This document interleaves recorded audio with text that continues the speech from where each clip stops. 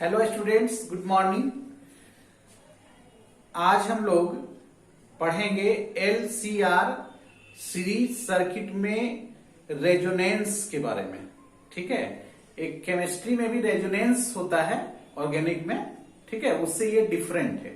ठीक है, ये जो रेजोनेंस है ये अल्टरनेटिंग करंट में होता है और एलसीआर सर्किट में होता है। ठीक है, तो हम लोग का टॉपिक है resonance in LCR series AC circuit. ठीक है, resonance in LCR AC circuit. ठीक है, सीरीज एसी सर्किट। तो इसके पिछला लेक्चर में हम लोग पढ़े थे एलसीआर सर्किट के बारे में।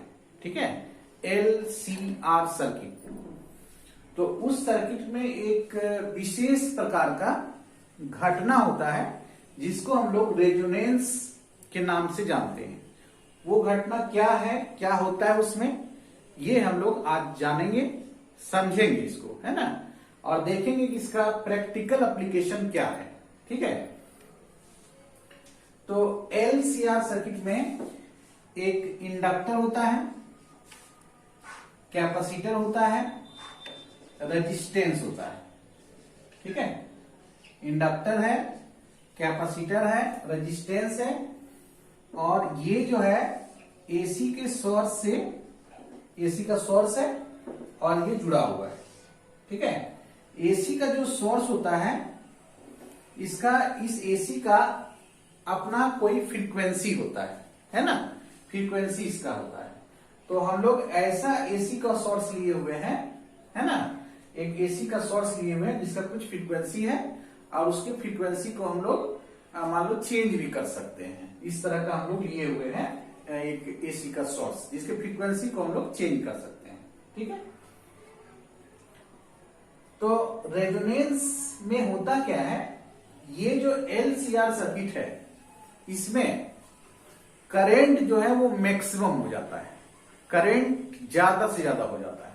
ठीक है, करंट का वैल्यू मैक्सिमम हो जाता है, मतलब जो पीक वैल्यू करंट का है आई नॉट जिसको कहते थे वो मैक्सिमम हो जाता है। एक खास फ्रीक्वेंसी के लिए, एक खास फ्रीक्वेंसी, ये जो एसी है इसका कुछ फ्रीक्वेंसी है, बताए थे कि फ्रीक्वेंसी को हम चेंज कर सकते हैं।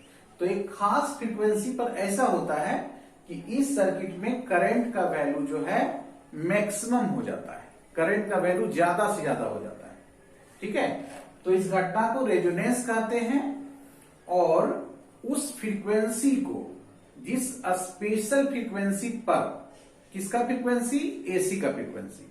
ठीक है, तो उस स्पेशल फ्रीक्वेंसी को बोला जाता है रेजोनेंस फ्रीक्वेंसी या रेजोनेंट फ्रीक्वेंसी, है ना, रेजोनेंट फ्रीक्वेंसी। और इस घटना को क्या बोलते हैं, रेजोनेंस। तो फिर से जान लेते हैं क्या होता है कि एलसीआर सर्किट में जो अल्टरनेटिंग करंट का सोर्स है इसके एक खास फ्रीक्वेंसी पर, जिसको रेजोनेंट फ्रीक्वेंसी कहते हैं, उस फ्रीक्वेंसी पर इस सर्किट में करंट का वैल्यू मैक्सिमम हो जाता है। ठीक है, जब करंट मैक्सिमम हो जाएगा तो पावर भी मैक्सिमम हो जाएगा। पावर, है ना, पावर भी हम लोग एक अलग टॉपिक पढ़ने वाले हैं इसके बाद।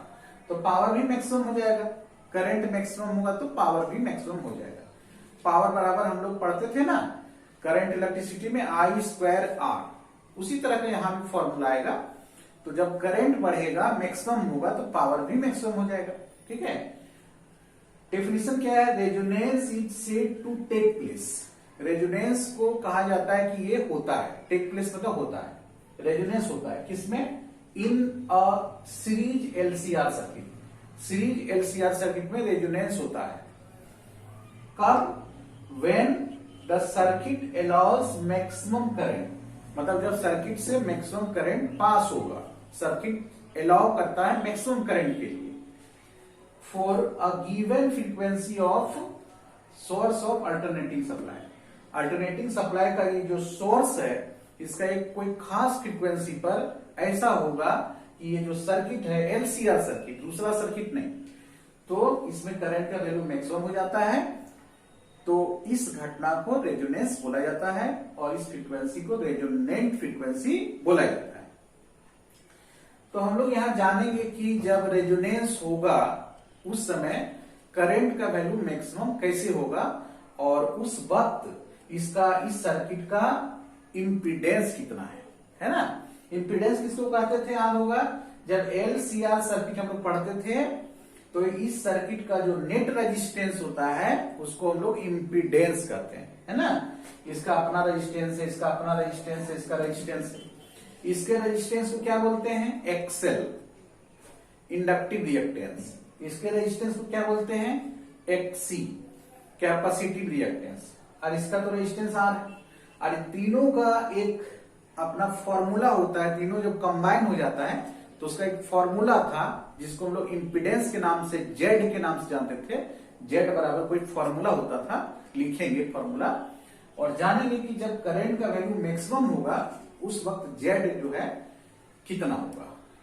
ठीक है, ये हम लोग जानेंगे। ठीक है, तो इसको मिटा रहे हैं। ठीक है, इसको नोट करो।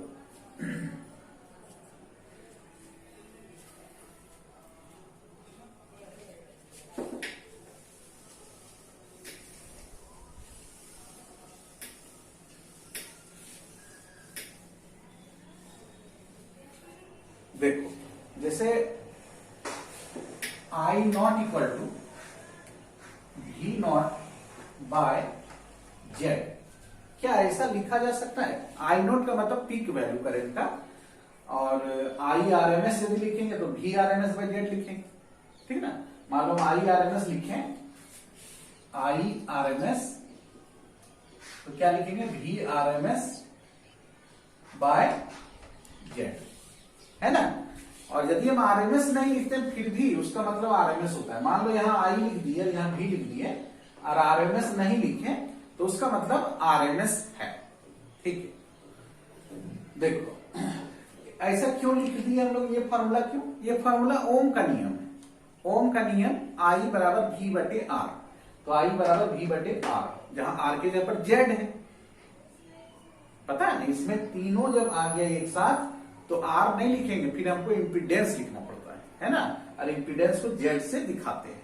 ठीक है, और जेड का फॉर्मूला बताओ क्या होता है। एलसीआर में जेड का फॉर्मूला होता है, जेड का फॉर्मूला क्या होता है, जेड बराबर, बताओ, बताए हैं, देखना पिछले लेक्चर में, R square plus omega L minus 1 by omega C का स्क्वायर, इस तरह का होता है। नहीं तो एक केस में 1 बाय ओमेगा सी पहले था, ओमेगा एल इधर था, है ना। दोनों में कोई फर्क नहीं पड़ता है क्योंकि स्क्वायर है। ठीक है, देखो यहां पर हम बोल रहे हैं कि करंट मैक्सिमम होना चाहिए। ठीक है, करंट मैक्सिमम होना चाहिए। तो करंट जो है सो मैक्सिमम होगा जब जेड का मान मिनिमम होगा। ये बात समझ में आए, जेड बटा में है ना, जेड जितना छोटा होगा आई का मान उतना बड़ा होगा। मतलब रेजिस्टेंस जो इसका है, इंपीडेंस जिसको कहते हैं, वो जितना छोटा होगा, विरोध जितना कम होगा, करंट उतना ज्यादा होगा। ठीक है, जेड बराबर ये सूत्र हम लोग के पास है। ठीक है, ये सूत्र हम लोग के पास है, जेड बराबर। अब बताओ कि जेड हमको मिनिमम करना है, क्योंकि करंट को मैक्सिमम करना है। करंट मैक्सिमम होगा तभी रेजोनेंस होता है, करंट मैक्सिमम होगा ये हमको करना ही होगा, है ना। तो जेड को मिनिमम करना होगा। अब जेड पर हम विचार करते हैं। जेड का ये सूत्र है, ठीक है, ये सूत्र है, इसमें इसका स्क्वायर है और इसका होल स्क्वायर, ठीक ना। तो दो चीज का होल स्क्वायर है। बताओ, जेड का मिनिमम वैल्यू निकालने के लिए, जेड का मिनिमम वैल्यू निकालने के लिए हम लोग क्या करेंगे, कोई भी चीज का जो होल स्क्वायर होता है, ये होल स्क्वायर है, ये भी होल स्क्वायर है। हम लोग जानते हैं कोई भी चीज का होल स्क्वायर जनरली पॉजिटिव होता है, धनात्मक होता है। नेगेटिव होता है क्या? नहीं, नेगेटिव नहीं होता है। अच्छा, पॉजिटिव होता है। पॉजिटिव में क्या होगा? 1 हो सकता है, 2 हो सकता है, 3 हो सकता है, नहीं? ठीक है। अच्छा, और क्या हो सकता है? 0 भी तो हो सकता है। कोई चीज का स्क्वायर जो है वो 0 भी हो सकता है, 0 का स्क्वायर 0। तो अच्छा, तो आर स्क्वायर को हम 0 कर देंगे, इसको 0 कर देंगे तो जेड का मान सबसे कम मिलेगा। 0 से कम तो नहीं जा सकते हैं, ठीक है। लेकिन आर स्क्वायर को हम जीरो कर नहीं सकते हैं। यदि आर स्क्वायर को जीरो कर देंगे तो मेरा आर क्या हो जाएगा, जीरो हो जाएगा। आर जीरो हो जाएगा तो इस सर्किट का नाम ही तो बदल जाएगा, एलसी सर्किट हो जाएगा, आर है ही नहीं, एलसी सर्किट। तो इसलिए हम इसको जीरो, इस टर्म को जीरो नहीं करेंगे। जीरो करने से फायदा नहीं है ना, हम लोग का सब गड़बड़ हो जाएगा। हम लोग एलसीआर रखना ही है, एलसी नहीं बनाना है ना। चलो, तो इसको जो है omega L minus one by omega C का होल स्क्वायर, इसको हम जीरो कर सकते हैं, इसको कर देंगे जीरो। क्या फायदा होगा इसको जीरो करने से, इसको जीरो करेंगे तो जेड का मान मिनिमम होगा।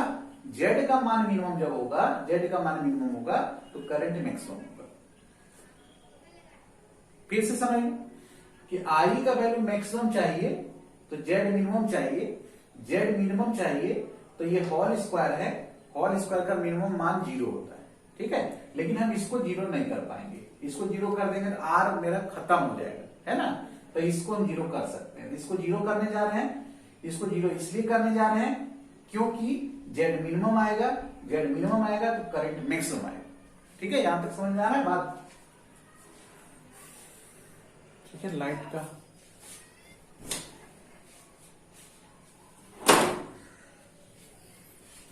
ठीक है,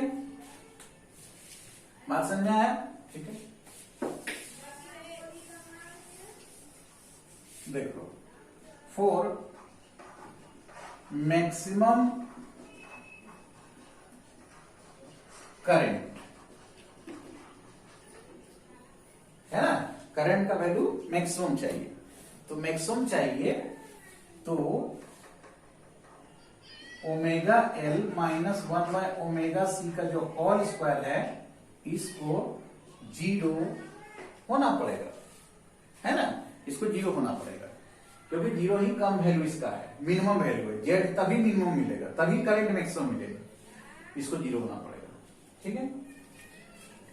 तो इससे क्या निष्कर्ष निकला कि omega L minus one by omega C equal to zero होना पड़ेगा। इसका मतलब है कि ओमेगा एल बराबर वन बाय ओमेगा सी, ठीक है, ठीक है। अच्छा, इसको पहचानो कि ओमेगा एल क्या है। ओमेगा एल जो है इसको क्या बोलते हैं, इसके खास नाम है, इसको बोलते हैं इंडक्टिव रिएक्टेंस एक्सएल, और वन बाय ओमेगा सी जो है इसको बोलते हैं capacitive reactance XC, that is XL बराबर एक्सी, ठीक है। एक्सएल बराबर जब एक्सी हो जाएगा तभी रेजोनेंस होता है। जैसे मान लो ऑब्जेक्टिव आ गया, ठीक है, कि रेजोनेंस होने के लिए क्या शर्त है। पहला option XL greater than XC, दूसरा option XL less than XC, तीसरा ऑप्शन एक्सएल बराबर एक्सी, चौथा ऑप्शन नन ऑफ दीज। तो हम लोग का हो जाएगा एक्सएल बराबर एक्सी। क्या चीज का शर्त है ये, रेजोनेंस का शर्त है ना। एलसीआर सर्किट में रेजोनेंस का ये कंडीशन है कि रेजोनेंस होगा कब, जब इंडक्टिव रिएक्टेंस और कैपेसिटिव रिएक्टेंस दोनों समान हो जाएगा, दोनों बराबर हो जाएगा, ठीक है। नोट करो, इसको मिटाना है, ठीक है। इसको हम लोग लेके आगे बढ़ेंगे। तो इसको जब आगे बढ़ेंगे हम लोग लेकर के, तो क्या होगा, इससे मेरा फ्रीक्वेंसी निकलने वाला है। कौन सा फ्रीक्वेंसी बताए थे ना कि रेजोनेंस जो होता है, करंट का वैल्यू जो मैक्सिमम होता है वो एक खास फ्रीक्वेंसी पर होता है। वो फ्रीक्वेंसी हम फाइंड करने वाले हैं, उसी फ्रीक्वेंसी का नाम है रेजोनेंट फ्रीक्वेंसी। अच्छा, रेजोनेंट फ्रीक्वेंसी को हम लोग थोड़ा स्पेशल जैसा दिखाते हैं। जैसे फ्रीक्वेंसी को जनरली एन से दिखाते हैं, एंगुलर फ्रीक्वेंसी को ओमेगा से दिखाते हैं, तो ये जो खास तरह का फ्रीक्वेंसी है रेजोनेंट फ्रीक्वेंसी, इसको हम लोग ओमेगा नोट से दिखाएंगे, एंगुलर वाले को, और फ्रीक्वेंसी एन नोट से या एफ नोट से दिखाएंगे। तो इसीलिए हम लोग यहाँ जो है यहीं से शुरू कर देंगे, ओमेगा नोट लिखना शुरू कर देंगे यहां से, ठीक है। तो इसको ओमेगा नोट लिख लो ताकि मेरा आंसर भी जो है सो ओमेगा नोट के रूप में आएगा और एन नोट के रूप में आएगा, ठीक है, ठीक है। अब उतारो इसको,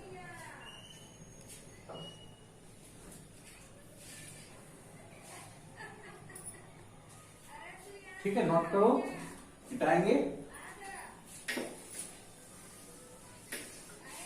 देखो अब क्या है कि इसको इधर लियो, ओमेगा नॉट का स्क्वायर इक्वल टू 1/LC। तो यहां से ओमेगा नॉट का स्क्वायर इधर LC का रूट हो जाएगा, ठीक है। ये ओमेगा नॉट का वैल्यू निकल गया। ओमेगा को क्या बोलते हैं? Angular frequency. तो ओमेगा नॉट को क्या बोलेंगे? इसको क्या बोलेंगे? Resonant angular frequency. Resonant angular frequency, ठीक है। अच्छा, ओमेगा बराबर बताया थे 2πN होता है, तो 2πN नॉट लिख देते हैं।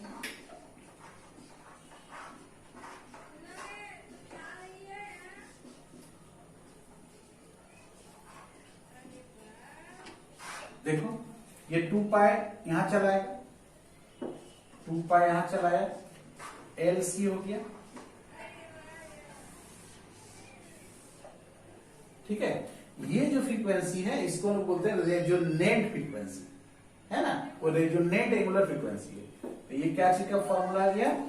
Resonant frequency. यही फ्रीक्वेंसी है जिस पर करंट का वैल्यू मैक्सिमम हो जाता है और रेजोनेंस की घटना LCR में होती है। ये फ्रीक्वेंसी किस पर डिपेंड कर रहा है? ये फ्रीक्वेंसी L पर डिपेंड कर रहा है और C पर डिपेंड कर रहा है, मतलब इंडक्टेंस पर और कैपेसिटेंस पर, रेजिस्टेंस पर डिपेंड नहीं कर रहा है। तो यहां भी ऑब्जेक्टिव बन रहा है कि रेजोनेंट फ्रीक्वेंसी का फॉर्मूला क्या होता है? फॉर्मूला ये है ना, और ये किस पर डिपेंड नहीं करता है? इंडक्टेंस पर, कैपेसिटेंस पर, रेजिस्टेंस पर, ठीक है, नन ऑफ दीज। तो ये डिपेंड किस पर नहीं करता है? रेजिस्टेंस पर डिपेंड ये नहीं करता है। इस फ्रीक्वेंसी को, रेजोनेंट फ्रीक्वेंसी को रेजिस्टेंस से कोई मतलब नहीं है ना। ये खास फ्रीक्वेंसी है। जैसे हम लोग शुरू में सर्किट बनाए थे, तो एसी का सोर्स था, उसके फ्रीक्वेंसी को हम चेंज कर रहे हैं, है ना, कभी 50 है, कभी 60 है, कभी 70 है। तो एक खास फ्रीक्वेंसी पर, है ना, वो फ्रीक्वेंसी का वैल्यू इतना देख लो। यदि हमको L पता है, C पता है, तो इस फॉर्मूला से हम तुरंत रेजोनेंस कर लेंगे, नहीं खोजने की जरूरत नहीं, प्रैक्टिकल ज्यादा करने की जरूरत नहीं। फॉर्मूला हमको पता है, पाई का मान पता है, L पता है रहेगा, इंडक्टर में लिखा रहता है, कैपेसिटर में लिखा रहता है वैल्यूज का। तो इस फॉर्मूला से, इससे कैलकुलेशन करेंगे तो मेरा रेजोनेंट फ्रीक्वेंसी आ जाएगा, है ना। तो ये जो रेजोनेंट फ्रीक्वेंसी है, इसी फ्रीक्वेंसी पर करंट का वैल्यू मैक्सिमम हो जाएगा, है ना, ठीक है। तो रेजोनेंस होने के लिए डिपेंड करता है, रेजोनेंट फ्रीक्वेंसी के लिए C और L ये दोनों मिलके कर रहा है रेजोनेंस, है ना। नोट करो।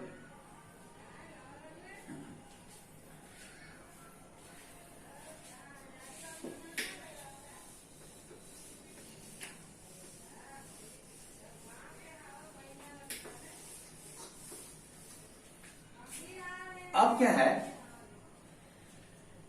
थोड़ा हम लोग ग्राफ से इसको देखते हैं। अच्छा, ग्राफ के पहले थोड़ा एक चीज और जान लो कि इस वक्त जब रेजोनेंस हो रहा है, ठीक ना, जब रेजोनेंस हो रहा है तो इस वक्त जो है इंपीडेंस का मान कितना है? कितना? LCR सर्किट का जो इंपीडेंस है, इसमें Z बराबर हम लोग का क्या था? Z बराबर था R² plus omega L minus 1/ωc का स्क्वायर था। और इसको तो हम लोग जीरो निकाल दिए, ठीक है।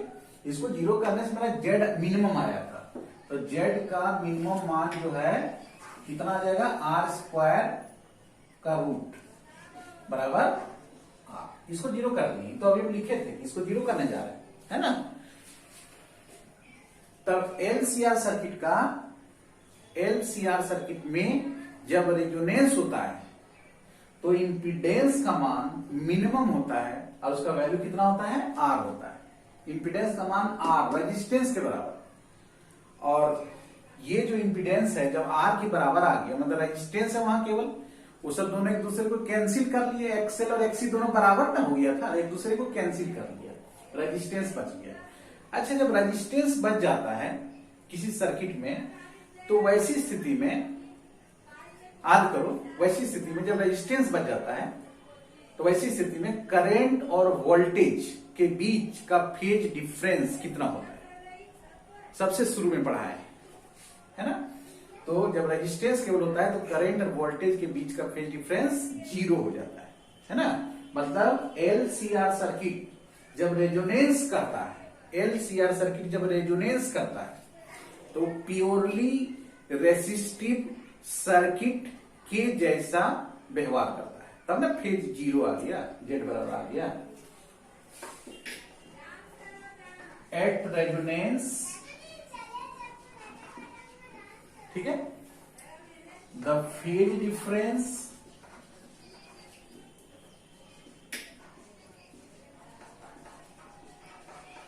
ठीक है, जब रेजोनेंस होगा तो जो फेज डिफरेंस होगा, the phase difference between current end voltage is 0, है ना।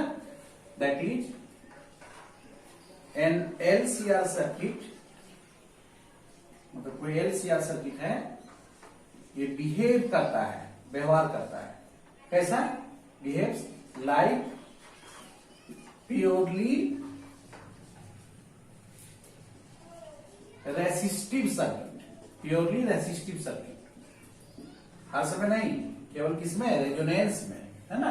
एट रेजोनेंस यहां लिखा हुआ, फिर भी लिख दे रहे हैं इन रेजोनेंस या एट रेजोनेंस, है ना।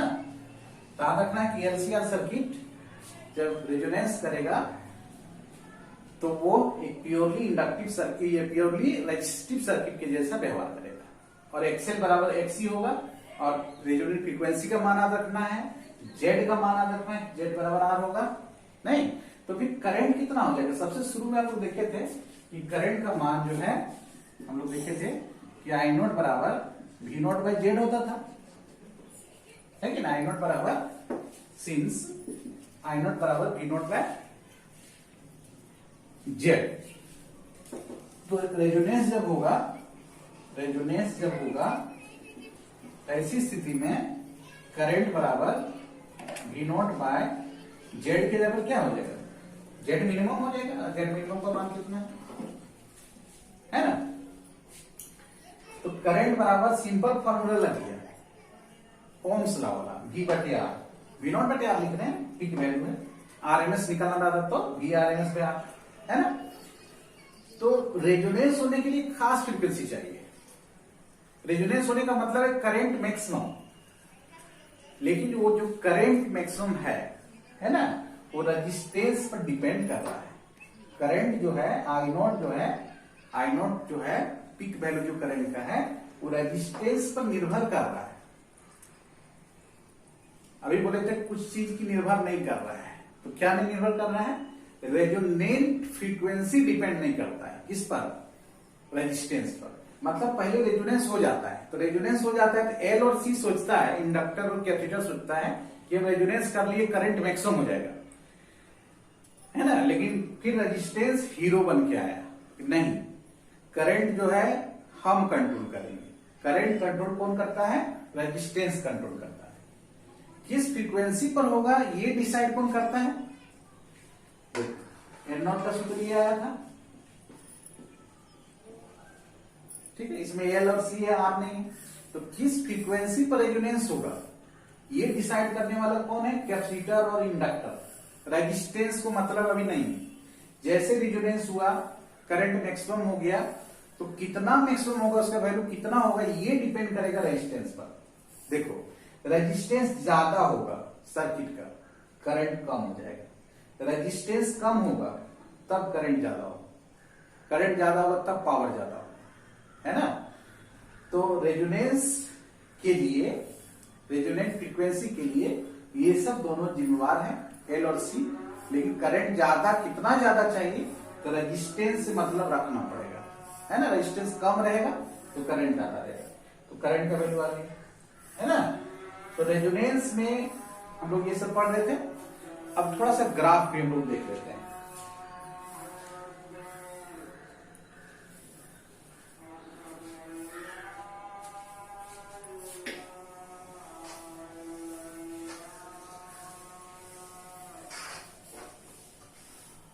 ग्राफ देखते हैं।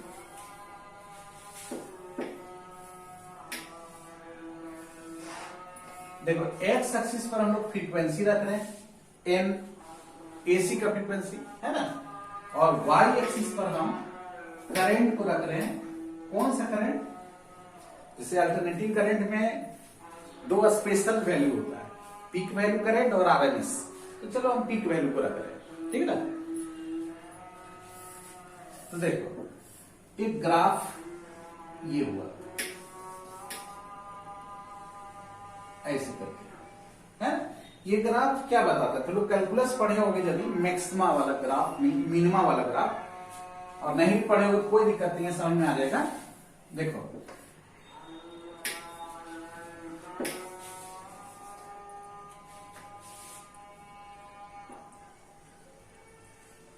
देखो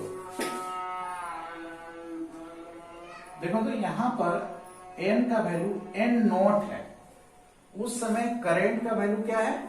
मैक्सिमम। देखो सबसे ज्यादा करंट का वैल्यू जो है यहां पर मिला, इसको बोलेंगे हम लोग आई नॉट मैक्स, ठीक है। ये ग्राफ है मेरा किसका? आई नॉट का ग्राफ, करंट के साथ फ्रीक्वेंसी के साथ। जैसे भी फ्रीक्वेंसी यहां समथिंग कुछ था, मान लो कुछ ले लो, चलो यहां ले लो 10 hertz, 20 hertz, 50 hertz, 100 hertz, 120 hertz, ऐसे करके कुछ है। तो 100 हर्ट्ज पर करंट का वैल्यू सबसे ज्यादा है, ठीक है। और 100 हर्ट्ज से कम है और भी कम है, तो करंट का वैल्यू देख रहे हैं कि कम है। करंट का वैल्यू देख रहे हैं कम। ये जो हाइट है ना डॉटेड वाला, यही करंट का वैल्यू बता रहा है। देखो 10 हर्ट्ज पर कम, अच्छा तो 10 हर्ट्ज पर कम है, 20 हर्ट्ज पर कम है, 40 हर्ट्ज पर कम है। मान लो 100 हर्ट्ज पर हम बोले कि उदाहरण ले रहे हैं, ये सब आप नहीं करना है, 100 हर्ट्ज पर ज्यादा होता है, तो 100 हर्ट्ज पर मान लो मैक्सिमम है, ठीक। फिर 120 पर फिर क्या मैक्सिमम है कि नहीं? 120 पर फिर क्या हुआ? कम हो गया। 140 पर कम हो गया और कम हो गया। मतलब 100 हर्ट्ज पर करंट मैक्सिमम है, लेकिन 100 हर्ट्ज से कम पर करंट कम है, मैक्सिमम से कम है। 100 हर्ट्ज से ज्यादा पर भी मैक्सिमम से कम है। केवल 100 हर्ट्ज पर जो रेजोनेंट फ्रीक्वेंसी है ना, 100 हर्ट्ज हम कहां से लाए होंगे? फार्मूला से लाए होंगे, कोई ये बताए थे ना, ये फार्मूला से हम लाए होंगे, है ना। तो इससे 100 हर्ट्ज मान लो हम लाए उदाहरण के लिए, तो 100 हर्ट्ज पर करंट मैक्सिमम है, और 100 हर्ट्ज से इधर या इधर जाते हैं तो करंट देखते हैं घट जाता है, ठीक है। अच्छा, जिस समय करंट का वैल्यू मेरा आई नॉट मैक्स है, उस समय मान लो कि इसका रेजिस्टेंस सपोज कि आर है। इसका रेजिस्टेंस कितना है? आर। आखिर सर्किट में रेजिस्टेंस नहीं रहेगा तो करंट कैसे आएगा, है ना। तो ये ग्राफ जो बना हुआ है, ये ग्राफ दिखा रहा है उस समय का ग्राफ है जब रेजिस्टेंस सर्किट का आर है, तो उसमें करंट का वैल्यू आई नॉट मैक्स है। मान लो करंट का वैल्यू सपोज कि 10 एम्पियर है ना, ये वैल्यू कितना है? 10। उदाहरण ले रहे हैं, उसको लिखना नहीं है, 10 एम्पियर है। अच्छा, अब हम रेजिस्टेंस को बढ़ा देते हैं सर्किट में, रेजिस्टेंस को बढ़ा देते हैं, फ्रीक्वेंसी यही रखते हैं, फ्रीक्वेंसी रेजोनेंस वाला ही रहेगा, वही 100 हर्ट्ज, फ्रीक्वेंसी 100 हर्ट्ज, रेजोनेंस हो रहा है, लेकिन रेजिस्टेंस हम बढ़ा दिए। देखो रेजिस्टेंस क्या करेगा, रेजिस्टेंस क्या करेगा? रेजोनेंस तो करने देगा, कोई दिक्कत है, क्योंकि फ्रीक्वेंसी को डिसाइड करने वाला एल और सी है, फ्रीक्वेंसी को डिसाइड करने वाला एल और सी है। 100 हर्ट्ज पर डिसाइड किया है कि 100 हर्ट्ज पर रेजोनेंस होना है, हो जाएगा रेजोनेंस, 100 हर्ट्ज पर हो जाएगा, ठीक है। करंट का वैल्यू मैक्सिमम भी होगा, ठीक है, जैसे इसमें मैक्सिमम है, लेकिन हम रेजिस्टेंस को बढ़ाने जा रहे हैं। तो रेजिस्टेंस को बढ़ाने से देखो क्या फर्क पड़ेगा, ये इसको थोड़ा मिटा देते हैं।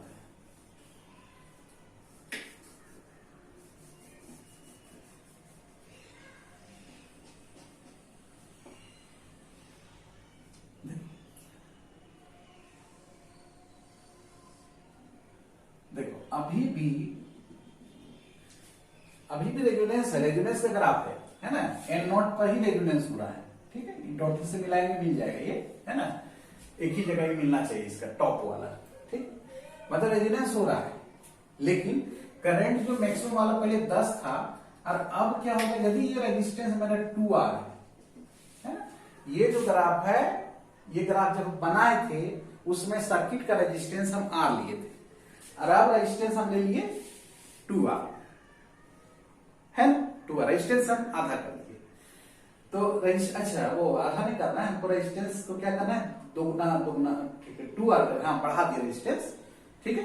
तो करंट क्या होगा, देखो तो I बराबर क्या होता था, I नॉट बराबर V नॉट बटे R, तो R को दोगुना कर देंगे तो करंट आधा हो जाए, दोगुना कर V नॉट बाय 2R, तो देखो तो V नॉट बाय R और बटा में 2R, ठीक है। तो ये यदि 10 एम्पियर है तो ये क्या हो जाएगा, 5 एम्पियर हो जाएगा, नहीं तो यहां पर क्या हो जाएगा, ये I नॉट का जितना मैक्स वैल्यू था उसका आधा हो जाएगा, नहीं 10-5 हम लिख नहीं रहे, समझा रहे केवल, है ना। तो यहाँ 10 है तो ये क्या हो जाएगा 5, करंट घट गया, क्यों करंट घट गया, मैक्सिमम वाला करंट घट गया, क्यों घट गया, क्योंकि रेजिस्टेंस मेरा बढ़ गया, रेजिस्टेंस को और बढ़ाओ,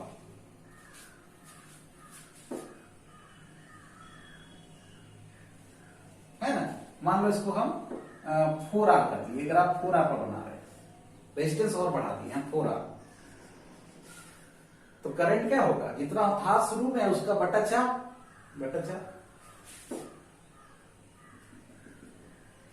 तो I नॉट मैक्स बटा 4, ठीक है। तो किसमें ज्यादा फायदा बताओ, रेजिस्टेंस को हम कम रखेंगे, R रेजिस्टेंस का ये ग्राफ है ना, रेजिस्टेंस R है, इस ग्राफ में रेजिस्टेंस कहीं नहीं दिखाया गया, ये हम बोल रहे हैं कि रेजिस्टेंस R रख करके ग्राफ बनाया गया, एलसीआर सर्किट मेरा था और रेजिस्टेंस हम R रखे, R बराबर समथिंग कुछ ओम होगा, उसमें ग्राफ रहे, ग्राफ मेरा ऐसा मिला जिसमें करंट का वैल्यू यहां मिला।